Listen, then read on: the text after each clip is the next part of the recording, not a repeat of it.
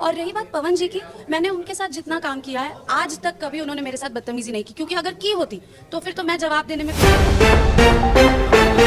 नमस्कार दोस्तों, भोजपुरी के only one king power star Pawan Singh का एक होली गाना है। जी हाँ दोस्तों, टी सीरीज हमारे भोजपुरी चैनल से एक होली गाना आएगा, भोजी रे थोड़े थोड़े।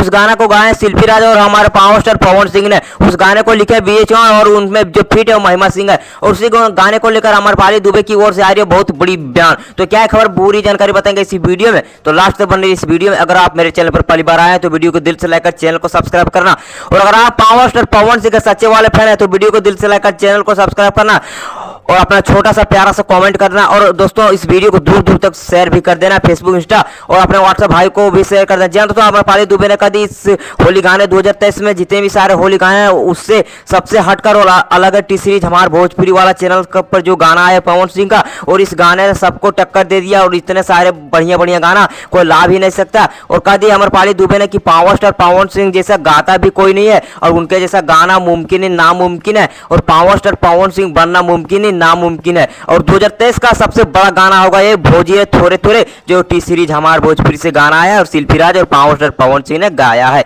तो आप लोगों को क्या मानना है नीचे कमेंट में बताइए। बाकी मैं मिलूंगा आप लोग से नई वीडियो में, तो जय हिंद जय भोजपुरी।